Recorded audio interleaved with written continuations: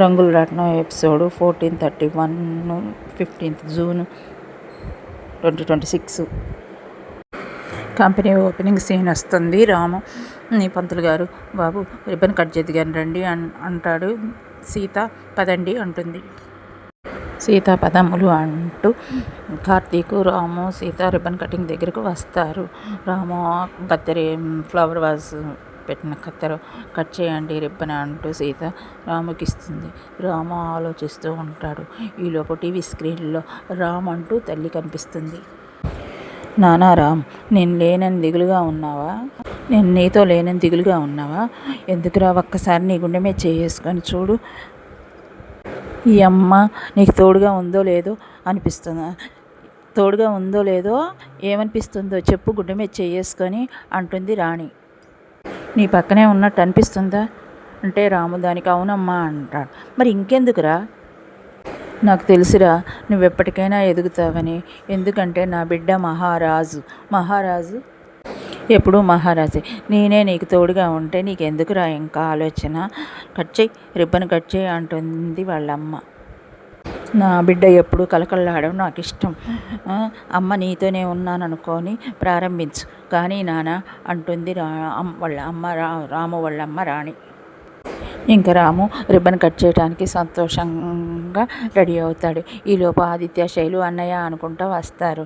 ఇదంతా అమ్మ చేసిన ఏర్పాటు అన్నయ్య అంటూ ఆదిత్య రాముకు చెప్తాడు.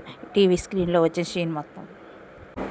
ఇంకా వాళ్ళమ్మ అంతా శుభమే జరుగుతుంది అని అంటుంది. ఇంకా రాము రిబ్బన్ కట్ చేస్తాడు. అందరూ క్లాప్స్ కొడతారు. ఇంకా రిబ్బన్ కట్ చేసి లోపలికి 4 అడుగులు వేసి టీవీ స్క్రీన్ ముందర వాళ్ళమ్మ దగ్గర మోకాళ్ళ మీద రాము, సీత ఇద్దరు కూర్చొని దండం పెడుతుంటారు. ఈలోపు ఆదిత్య, శైలు అక్షంతలు చల్లుతారు. ఎక్కడి నుంచి పడ్డాయి అక్షంతలని రాము, సీత ఆశ్చర్యంగా చూస్తే ఈ అమ్మ పంపించిన అక్షంతలు అన్నయ్య అంటూ ఆదిత్య చెప్తాడు. ఇంకా దానికి సీతను రాము వచ్చి ఆదిత్యాన్ని, శైలుని హక్ చేసుకుంటారు. దానికి కార్తీక్ అంటాడు, ఇంకేంది మీ అమ్మగారే వచ్చి ఓపెన్ చేశారు, పదండి లోపలికి వెళ్దామని అందరు లోపలికి వస్తారు. ఇంకా శశిరేఖ సీన్ వస్తుంది. శశిరేఖ ఇద్దరు రౌడీలు తీసుకొని శంకర కారు కంపెనీ దగ్గరికి తీసుకొస్తుంది. ఆ రౌడీలు ఇద్దరు దిగి లోపలికి వెళ్ళి కారు షెడ్లో బాగు చేసే మెకానికులను, అరే మీ ఓనర్ని పిలు అంటారు. ఎవరండి మీరు అంటూ శైలు వాళ్ళ డాడీ వస్తాడు. ఇంకా శశిరేఖ ఎంటర్ అవుద్ది. దానికి శైలు వాళ్ళ డాడీ, మీరు ఆదిత్య వాళ్ళ వదిన కదా అంటే పర్వాలేదు, మీరు బాగానే గుర్తుపెట్టుకున్నారు కదా అంటుంది. బట్ మీరేంటి ఇలా వచ్చారు అంటాడు. అంటే దానికి మీ కూతురు విషయంలో ఒక సలహా ఇచ్చిపోదామని వచ్చాను అంటుంది శశిరేఖ. మీరు సలహా అనుకుంటారో వార్నింగ్ అనుకుంటారో తెలీదు, కానీ నేను చెప్పదలుచుకుంది చెప్పి వెళ్తాను అంటుంది. ఏంటో చెప్పండి అంటాడు శైలు వాళ్ళ డాడీ. మీ కూతుర్ని ఆదిత్యతో తిరగటం మానుకోమని చెప్పండి, అది నీకు మంచిది, నీ కూతురికి మంచిది అని వార్నింగ్ ఇస్తుంటుంది శశిరేఖ. దానికి అదేంటమ్మా అలా అంటావు, వాళ్ళిద్దరు ప్రేమించుకున్నారు అంటాడు శైలు వాళ్ళ డాడీ. ఇంకా శశిరేఖ సీరియస్ అయ్యి, అమ్మ ఏంటి అమ్మ, మేడం అని పిలవటం నేర్చుకో. అయినా సొట్టలు తీసుకొని కార్లు పంచర్లు వేసుకునేవాడి కూతురు ఎక్కడ, ఆదిత్య ఎక్కడ, కోట్లకి పడగలెత్తిన ఆదిత్యకి భార్య అవుతుందా అంటూ శశిరేఖ సీరియస్గా వార్నింగ్ ఇస్తుంది శైలు వాళ్ళ డాడీకి. నా మరిది నీ కల్లుడి అవుతాడని ఎలా అనుకుంటున్నావు? కోటీశ్వరుల కొడుక్కి ఎరవేసి నీ కూతుర్ని అల్లుని చేసుకుందాం అనుకుంటున్నావా అంటుంది శశిరేఖ. చూడండి, మాకు అలాంటి ఆశలు ఎప్పుడూ లేవు. నాకు మెకానిక్గానే తెలుసు ఆదిత్య నా కూతురు ప్రేమించిందని. మీ మరిదికి నేను గాలం వేయలేదు. మీ మరిదే పని కావాలని నా దగ్గరకు వచ్చాడు. మీ మరిదే మా అమ్మాయి అమ్మటి లవ్ అని పడ్డాడు. కానీ మా అమ్మాయిని ఏమైనా అంటే ఊరుకునేదే లేదు అంటూ శైలు వాళ్ళ డాడీ వార్నింగ్ ఇస్తాడు శశిరేఖకి.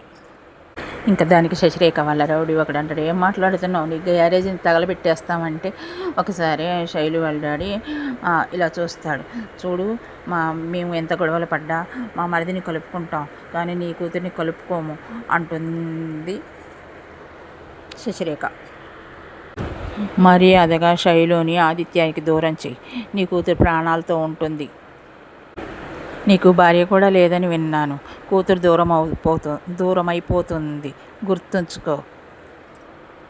రేపు మా ఇంటికి వస్తే శవంగా తిరిగి వస్తుంది, గుర్తుంచుకో అంటూ వార్నింగ్ ఇస్తుంది శశిరేఖ.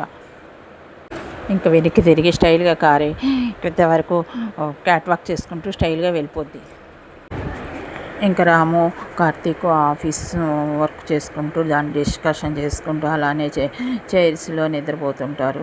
ఇంకా రాము ఒక తర్వాత లెగిసి కార్తీక్ అని లేపుతాడు. కాఫీ తాగుతావా అంటాడు. ఇంకా బిజినెస్ డిస్కషన్ చేసుకుంటూ కార్తీక్ వస్తాడు. కార్తీక్ని అటు ఇటు తిరుక్కుంటూ ఇంకా ఒక సాంగ్ పెడతారు. వాళ్ళ విజయం గురించి పాట వస్తుంటుంది. ఇంకా కార్తీక్ని హక్ చేసుకుంటాడు రాము. ఇంకా రాము కార్తీక్ మెయిన్ ఆఫీస్లోకి వచ్చి స్టాఫ్ అందరితోటి బిజినెస్ గురించి డిస్కషన్ చేసినట్టుగా ఒక ఎక్స్ప్రెషన్ ఇస్తూ అందరితో షేక్ హ్యాండ్లు తీసుకుంటారు. ఆ సీన్ కంప్లీట్ అవుతుంది. ఇంకా సరోజ సీన్ వస్తుంది. సరోజ పెరట్లో పిడకలు కొడుతుంటుంది గోడకి. ఇంకా ఇంత బతికి ఇలా బతకాల్సి వస్తుంది. కనక మహాలక్ష్మిలాగా ఎప్పుడు నగలేసుకొని ఉండేదాన్ని ఇలా కుళ్ళిపోయిన పేడతోటి పిడకలు కొట్టుకోవాల్సి వస్తుంది. వసే అమూల్య నువ్వు అనుభవిస్తావే అంటూ ఒక పేడ పిడకని గట్టిగా గోడకేసి కొట్టుద్ది సరోజ. నువ్వు అడుక్కు తింటావేమోండా అనుకుంటా పేడ పిడకలు కొడుతుంటుంది సరోజ. ఈలోపు సరోజ ఫ్రెండ్స్ బోల్డ్ మంది వస్తారు.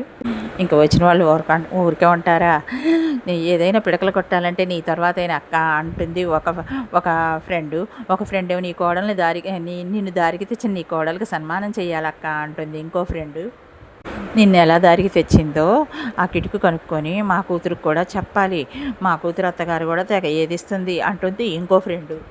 చెప్పటం ఎందుకు నేనే చెప్తాను ఉండండి అంటూ ఆ పేడపిడకని మీద విసిరేస్తారు సరోజ. అందరూ పారిపోతారు ఫ్రెండ్స్. ఇంకా చందు లోపల కూర్చొని టేబుల్ మీద కొంచెం మందు తాగుతూ ఏదో టిఫిన్ చేస్తూ ఏదో నంచుకుంటూ తింటూ ఉంటాడు.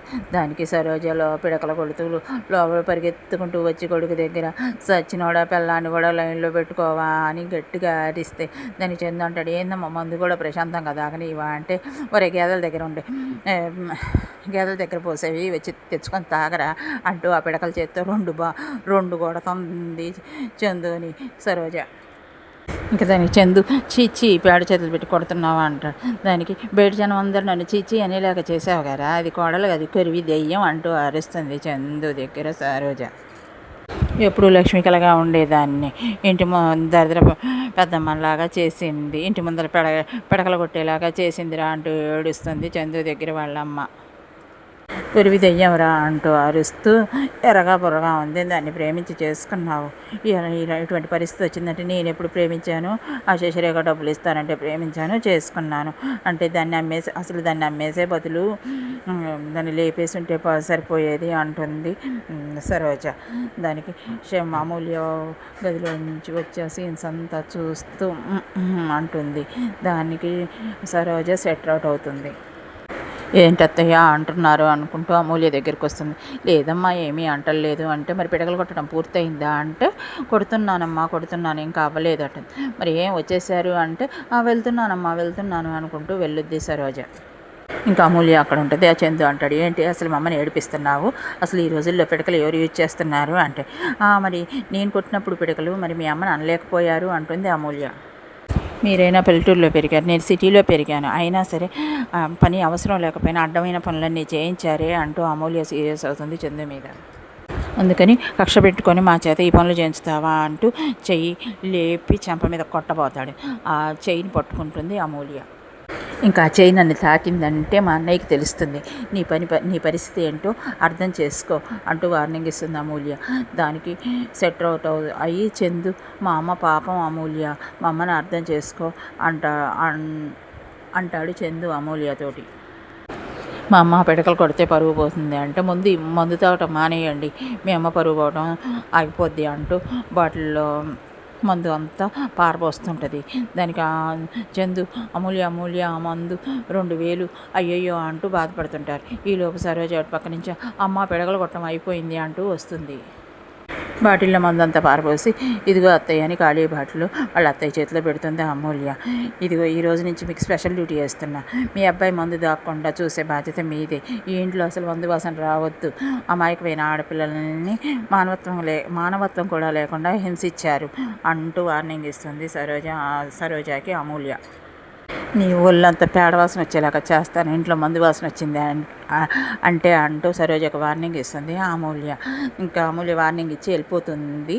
ఇంకా చందు అంటాడు, అమ్మ 2000 రూపాయలు మందు బాటిల్ అమ్మ, దాచుకొని కొంచెం కొంచెంగా తాగుతున్నాను అంటే సరోజ దానికి నోరు మీరా అంటూ చాంపాను బట్టి ఒకటి పీకి ఇంకా చెప్తుంది. ఇంకా ఆ అమూల్య ఈ లోపు వెనక్కి వచ్చి మళ్ళీ అత్తయ్య ఇదంతా క్లీన్ చేయండి అంటూ ఆ మందు వాటర్ అంతా కింద పడిపోతుంది కదా, అంతా క్లీన్ చేయండి అని అంటుంది అమూల్య. అంటుంది సరోజ. ఇంకా నెక్స్ట్ సీన్ వస్తుంది. ఇంకా తాతగారు సీన్ వస్తుంది. తాతగారు కుర్చీలో కూర్చొని పేపర్ చదువుతుంటాడు. దాంట్లో రాణి ఇండస్ట్రీస్ గురించి రాస్తారు. దాన్ని చూసి సంతోషపడుతూ రాణి రాధా అని పిలుస్తాడు. పిలిచి ఇంకా చూడు అత్యంత వేగంగా అభివృద్ధి చెందుతున్న రాణి ఇండస్ట్రీస్ అని హెడ్డింగ్ చూపిస్తాడు రాణికి. దానికి మన రాము పెట్టిందేనా అని హార్ట్ఫుల్గా సంతోషపడుతుంటుంది రాణి. మరి ఇంకెవరి దాని గురించి అమ్మా అంటాడు వాళ్ళ తాతగారు. ఇంకా వాళ్ళ తాతగారు అప్రిషియేట్ చేస్తూ వాడి పెద్దల పట్ల గౌరవము, భావము ఇవన్నీ వాడిని ఈ టైంలో ఇప్పుడు ఈ స్థాయికి తీసుకెళ్ళాయమ్మా అంటూ సంతోషంగా చెప్తుంటాడు రాణికి వాళ్ళ తాతగారు. ఇంకా శశిరేఖ బాలు అటు మెట్లు దిగి ఒక పక్క నుంచి స్టెప్స్ దిగి వస్తుంటారు. ఈలోపు వాళ్ళ తాతగారు అభివృద్ధి విషయాలు పెద్దగా చదవాలరా, చదువు అంటాడు రాధాని. రాధా దానికి ఆ రాష్ట్రంలోనే అత్యంత వేగంగా అభివృద్ధి అవుతున్న రాణి ఇండస్ట్రీస్ ఆఫ్ కంపెనీ అని చదువుతాడు. దానికి తన అనుభవంతో శ్రీరామ్ చాలా అభివృద్ధిని సాధించారు అంటూ పేపర్లో రాసిన దాన్ని పెద్దగా చదువుతుంటాడు రాధ. అక్కడ బాలు శశిరేఖ వింటుంటారు. ఇంకా దానికి శశిరేఖ, చూసావా బాలు, వాళ్ళ రాము సక్సెస్ గురించి వాళ్ళు ఎంతగా ఆనందపడిపోతున్నారో అంటే అక్కడ రాణి రాధా తాతగారు హార్ట్ఫుల్గా సంతోషంతో స్మైలింగ్ ఫేస్ తోటి ఉంటారు. దానికి శశిరేఖ ఓర్చుకోలేక బాలుకి చెప్తుంది, ఎంత హార్ట్ఫుల్గా సంతోషపడుతున్నారో చూసావా అంటుంది శశిరేఖ బాలుతోటి. అసలు మన గురించి కానీ మన కంపెనీ గురించి నీ ముసలాయన పట్టించుకున్నాడా, అసలు మీ అమ్మ నాన్న ఎలా ఉంది మన కంపెనీ అని అడిగారా అంటూ బాలుకి చెప్తుంది శశిరేఖ.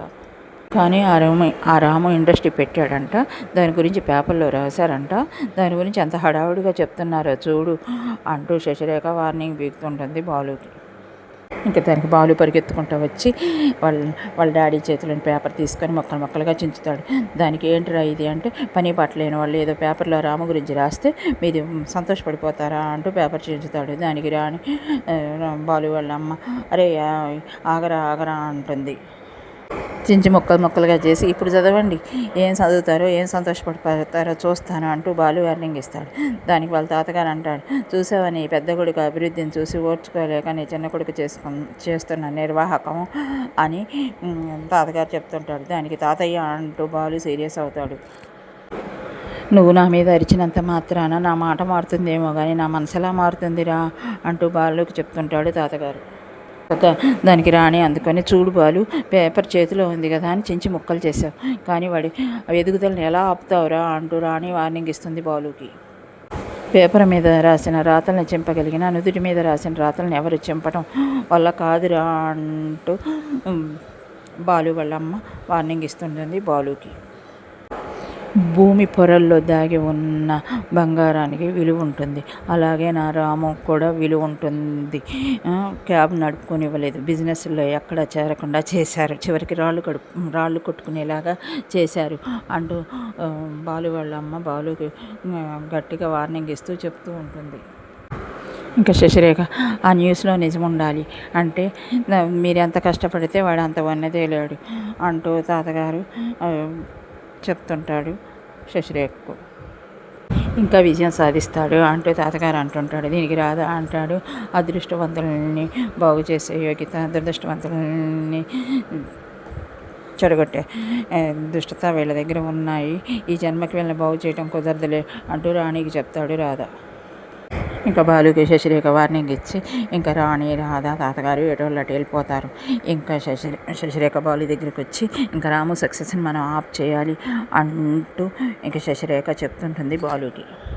ఇంకా ఇలా విజయాలు సాధించుకుంటూ వెళ్తే రామ్ ఇక మన కంపెనీయే టార్గెట్ అవుతుంది, ఇక మనమే టార్గెట్ అవుతాము అంటూ శశిరేఖ చెప్తుంది బాలుకి. ఒరే రామ్, నువ్వు ఎలా సక్సెస్ అవుతావో నేను చూస్తారా అంటూ బాలు ఇంకా నెక్స్ట్ నెక్స్ట్ ప్రోమోలో బాలు ఇంట్లో కూర్చొని తాగుతూ ఉంటాడు. వాళ్ళ మామగారు పోస్తూ ఉంటాడు. దీన్ని అది చూసి రాధా చూసి గట్టిగా అరుస్తాడు. వీడి కూతురు కలిసి నిన్ను చవటం చేయాలని చూస్తున్నారా, నిన్ను నాశనం చేయాలని చూస్తున్నారా అంటూ గట్టిగా ఎవరైనా అల్లుడు బాగుపడాలని ఉంటాయి, ఇలా మందు పోస్తున్నాడు అని గట్టిగా వార్నింగ్ ఇస్తుంటే రాధా మీదకి బాలు చేయలేపుతాడు. ఇది నెక్స్ట్ ప్రోమోలో వస్తుంది. సీరియల్ కంప్లీట్ అవుతుంది.